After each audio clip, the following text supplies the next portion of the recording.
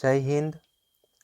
આજે આપણે કરંટની અંદર જે 5 સપ્ટેમ્બરના રોજ ભારતની અંદર શિક્ષક દિવસ છે તે ઉજવવામાં આવે છે, એટલે કે ડૉક્ટર સર્વપલ્લી રાધાકૃષ્ણના જન્મદિવસની યાદમાં છે તે ભારતની અંદર દર વર્ષે 5 સપ્ટેમ્બરના રોજ છે તે શિક્ષક દિવસ ઉજવવામાં આવે છે। તો આપણે આ લેક્ચરની અંદર છે તે ડૉક્ટર સર્વપલ્લી રાધાકૃષ્ણ છે તેમના વિશે અભ્યાસ કરશું। સૌપ્રથમ આપણે વાત કરીએ કે ડૉક્ટર સર્વપલ્લી રાધાકૃષ્ણ છે કે જેમનો જન્મ 5 સપ્ટેમ્બર 1888ના રોજ તમિલનાડુની અંદર તિરુવત્તાની ખાતે થયો હતો। ડૉક્ટર સર્વપલ્લી રાધાકૃષ્ણ છે તેનો જન્મ 5 સપ્ટેમ્બર 1888ના રોજ તમિલનાડુની અંદર જે તિરુવત્તાની ખાતે છે તે થયો હતો। જોકે તેમનો પરિવાર છે તે તેલુગુ ભાષી બ્રાહ્મણ સમુદાયનો હતો। સર્વપલ્લી રાધાકૃષ્ણના પિતા છે તેનું નામ સર્વપલ્લી વીરસ્વામી હતું અને ડૉક્ટર સર્વપલ્લી રાધાકૃષ્ણની માતાનું નામ છે તે સિમંથા હતું। તેઓને તેમના પરિવારમાં છે તે 3 બાળકો હતા અને ડૉક્ટર સર્વપલ્લી રાધાકૃષ્ણ છે તેઓ બીજા નંબરે હતા। તેમણે 16 વર્ષની ઉંમરે તેમની પત્ની શિવકામુ સાથે છે તે લગ્ન કર્યા હતા। ડૉક્ટર સર્વપલ્લી રાધાકૃષ્ણ છે તેમણે 16 વર્ષની ઉંમરે તેમની પત્ની શિવકામુ સાથે છે તે લગ્ન કર્યા હતા। ડૉક્ટર સર્વપલ્લી રાધાકૃષ્ણના અભ્યાસની વાત કરીએ તો તેમણે તિરુવત્તાની કેવી હાઈસ્કૂલમાં અને હમન્સબર્ગ ઇવેન્જેલિકલ લ્યુથર મિશન સ્કૂલની અંદર છે તે અભ્યાસ કર્યો હતો અને વર્ષ 1906માં મદ્રાસની ક્રિશ્ચિયન કોલેજમાં BA અને MAનો છે તે અભ્યાસ કર્યો હતો। તેમણે વર્ષ 1909માં મદ્રાસ પ્રેસિડેન્સી કોલેજમાં ભણવાનું શરૂ કર્યું અને મૈસૂર યુનિવર્સિટી અને કલકત્તા યુનિવર્સિટીમાં પ્રોફેસર તરીકે સેવા પણ છે તે આપી હતી ડૉક્ટર સર્વપલ્લી રાધાકૃષ્ણ છે તેમણે।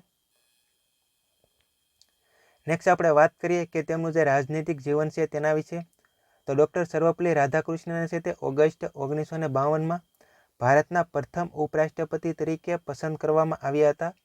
એટલે કે તે સમયે ભારતના જે વડાપ્રધાન જવાહરલાલ નહેરુ હતા તેના દ્વારા ડૉક્ટર સર્વપલ્લી રાધાકૃષ્ણને છે તે ઓગસ્ટ 1952ની અંદર ભારતના પ્રથમ ઉપરાષ્ટ્રપતિ તરીકે પસંદ કરવામાં આવ્યા હતા અને તેઓ છે તે 1962 સુધી છે તે આ પદ પર રહ્યા હતા। તે જ વર્ષે તેઓ ભારતના બીજા રાષ્ટ્રપતિ તરીકે છે તે ચૂંટાયા હતા અને 1967 સુધી આ પદ સંભાળ્યું હતું। એટલે કે ડૉક્ટર સર્વપલ્લી રાધાકૃષ્ણ છે તેઓ 1952થી 1962 સુધી છે તે ભારતના પ્રથમ ઉપરાષ્ટ્રપતિ તરીકે સેવા કરી હતી અને 1962થી 1967 સુધી છે તેઓ ભારતના બીજા રાષ્ટ્રપતિ તરીકે છે તે સેવા આપી હતી। ડૉક્ટર રાધાકૃષ્ણનું છે તે અવસાન 17મી એપ્રિલ 1975ના રોજ થયું હતું।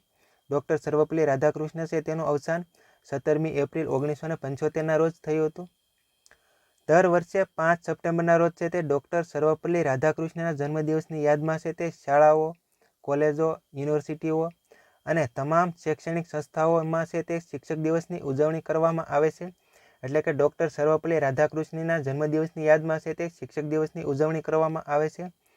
ભારતમાં શિક્ષકો, સંશોધકો અને પ્રોફેસરો સહિતના શિક્ષકો દ્વારા કરવામાં આવેલા કાર્યને ઓળખવા માટે 5 સપ્ટેમ્બરના રોજ શિક્ષક દિવસ છે તે ઉજવવામાં આવે છે। આ દિવસ ડૉક્ટર સર્વપલ્લી રાધાકૃષ્ણને સન્માનિત કરવા માટે છે તે મનાવવામાં આવે છે, જે શિક્ષક દિવસ છે તે। નેક્સ્ટ વાત કરીએ કે ડૉક્ટર સર્વપલ્લી રાધાકૃષ્ણ છે તેમને ભારતનો મરણોત્તર ભારત રત્ન આપવામાં આવ્યો હતો। એટલે કે જે દેશનો સર્વોચ્ચ નાગરિક પુરસ્કાર છે ભારત રત્ન, તે ડૉક્ટર સર્વપલ્લી રાધાકૃષ્ણને મરણોત્તર ભારત રત્ન છે તે આપવામાં આવ્યો હતો।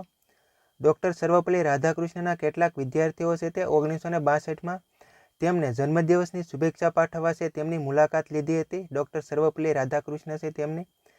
આ વિદ્યાર્થીઓ 5 સપ્ટેમ્બરના રોજ ડૉક્ટર સર્વપલ્લી રાધાકૃષ્ણના જન્મદિવસની ઉજવવાની પરવાનગી લેવા માટે છે ડૉક્ટર સર્વપલ્લી રાધાકૃષ્ણનો છે તે સંપર્ક કર્યો હતો। જોકે ડૉક્ટર રાધાકૃષ્ણએ તેમના વિદ્યાર્થીઓને ભારતના તમામ મહાન શિક્ષકોનું સન્માન કરવા માટે 5 સપ્ટેમ્બરને સમગ્ર દેશમાં શિક્ષક દિવસની તરીકે મનાવવા વિનંતી કરી હતી। એટલે કે ડૉક્ટર સર્વપલ્લી રાધાકૃષ્ણ છે તેની પાસે જે તેમના વિદ્યાર્થીઓ છે તે 1962ની અંદર ડૉક્ટર સર્વપલ્લી રાધાકૃષ્ણનો જે જન્મદિવસ છે તેની ઉજવણી કરવા માટે છે તેમની પરવાનગી લેવા માટે ડૉક્ટર સર્વપલ્લી રાધાકૃષ્ણ પાસે આવ્યા હતા, પરંતુ જે ડૉક્ટર સર્વપલ્લી રાધાકૃષ્ણ છે તેમણે આ વિદ્યાર્થીઓને ભારતના જે તમામ મહાન શિક્ષકો છે તેનું સન્માન કરવા માટે 5 સપ્ટેમ્બરના રોજ સમગ્ર દેશની અંદર છે તે શિક્ષક દિવસ તરીકે મનાવવા વિનંતી કરી હતી અને તેથી જ તે ભારતની અંદર છે તે દર વર્ષે 5 સપ્ટેમ્બરના રોજ છે તે શિક્ષક દિવસ તરીકે મનાવવામાં આવે છે। 2024માં જે શિક્ષક દિવસ છે તેની થીમ હતી સસ્ટેનેબલ ફ્યુચર માટે શિક્ષકોનું સશક્તિકરણ કરવું આ રાખવામાં આવી હતી. 2024ની અંદર જે શિક્ષક દિવસ છે તેની થીમ કે સસ્ટેનેબલ ફ્યુચર માટે શિક્ષકોનું સશક્તિકરણ કરવું. Thank you.